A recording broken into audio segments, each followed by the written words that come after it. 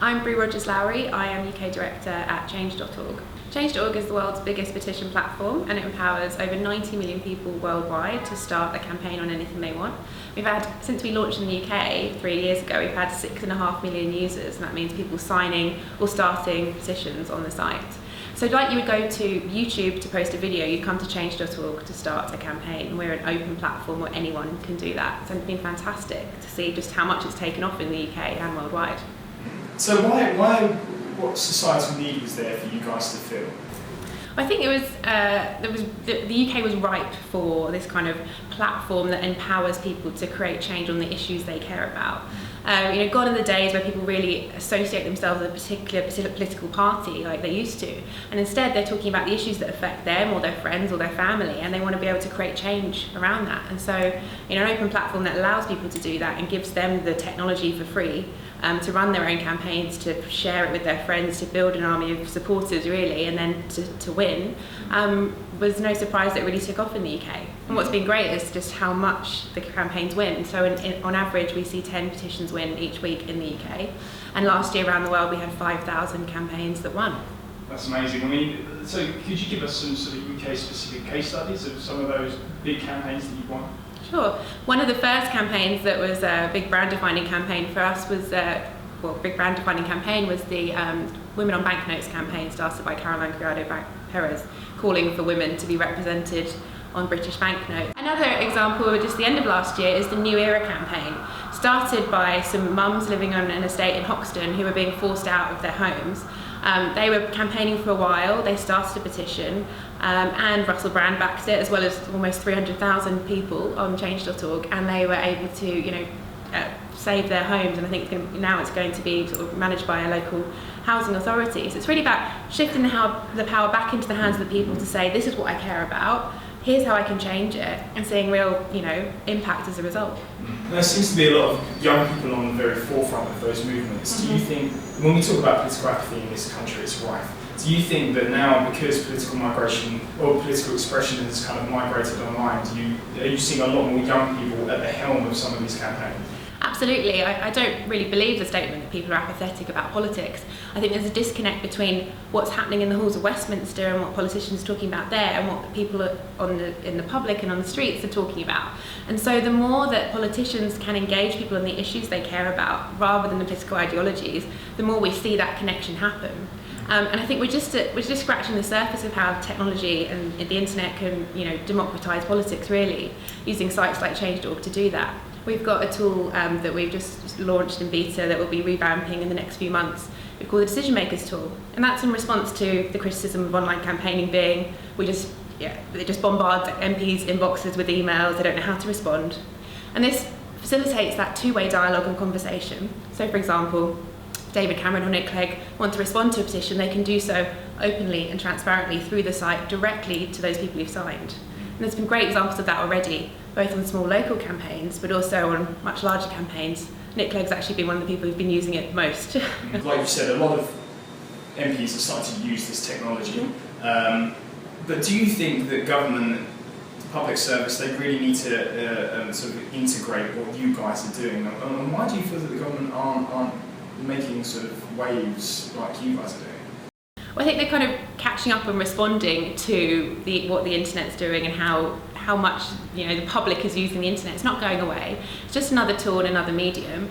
And really, the Parliament and politicians need to embrace new technology and use it just as your 16-year-old or your 25-year-old or your 30, 45-year-old is using it.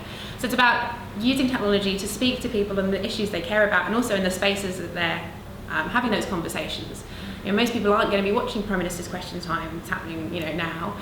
So how are you going to get that message to the people who care about the things that are being discussed? And it's looking at how people digest news now. It's much less around the traditional newspapers and much more about sites like the Huffington Post or BuzzFeed, and how you can kind of get access to more people with the message that you want to convey. Do you think there's a fine balance between online and offline activism? I don't think it's an either or. It's neither online or offline, and it's a mixture of the two. So it's rare that you'll have a very successful campaign that's solely offline or solely online. What the internet's done is opened up campaigning to people who never thought of themselves as campaigners. I think that's a fantastic thing, because you've got people, taking action on the issues that they, feel passionately about, who might never have done that, 10 years ago, because it was much harder. The internet makes it easier, it makes it faster and more effective to build a huge movement of support very quickly. Do you feel that there's a risk if the government do not incorporate some of this technology, that they're essentially going to be left behind? We're starting to see big banks being left behind because fintech is taking over. We're seeing other areas of society that now, startups are starting to take ownership over. Do you think that there is a risk there? Absolutely, I think there's a huge risk that Parliament and governments are going to be left behind if they don't embrace technology. I'd love in the UK for us to look to other countries who might be doing it well. I mean, there's the whole issue of online voting that's still very contentious, but just about how parliaments use technology to bring people into the discussions and debates and that are changing the world that they live in. I think the Digital Democracy Commission, started by the Speaker of the House of Commons, was a fabulous initiative. It showed great foresight, but the implementations need to be, if the recommendations need to be implemented. My concern around that is that by the time they are, will they still be current, or will they be 5 years behind? So the pace of change that we're seeing in technology now means that government cannot wait to embrace it, and it's that struggle I think that a lot of parties have around letting go of the control a bit around the messaging. So if you look at how politicians are using Twitter and social media, the ones that use it best to engage the public are often the ones who have the most authentic voice, and that doesn't mean repeating the party line. So for the party to decide it's okay for us, our members, to do that is a bit of a leap of faith in some ways. But I think it's the future, and if they don't, they're going to get left behind.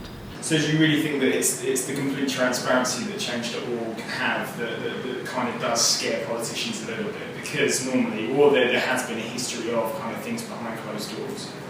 Well, I think sites like Change.org and the internet in general, opens up that conversation, makes it more visible than ever before. Previously, you might have been having a discussion with your MP, in a meeting, or it might be a group of, activists speaking directly to them offline, and then that message doesn't necessarily get transferred more broadly. It's not to say there isn't a place for those conversations, but it's about how can you get as many people as possible behind the issue that you care about, and using the internet is a fantastic way to do that. It makes it easier and more effective. And I've seen a lot of examples of people in this country campaigning on behalf of someone that's been imprisoned overseas. Do you feel that's where politics is going now? For the millennial, it's a lot less UK-centric. It's a lot more, we are a global citizen, helping other global citizens around the world. I think that's undeniable, because the internet means that you feel closer than ever before to people on the other side of the world. I don't think it's an either or. I think it means that you can stand up for someone. There was an example of a young girl from the UK who started a 1 million signature petition calling for the release of Miriam, who was being prosecuted and imprisoned because of her religion in Sudan. So that kind of petition, maybe the girl who started it would never have been aware of it before the internet, before the access to technology, and then never been able to actually influence the outcome, which saw her released and build this huge global movement. But that doesn't mean that people don't care about what's happening in the UK or even on their local, on their doorstep in the local communities. So I think we'll see a mixture of the two, both increased awareness about being a global citizen, but also that desire to have more impact locally in the community surrounding you.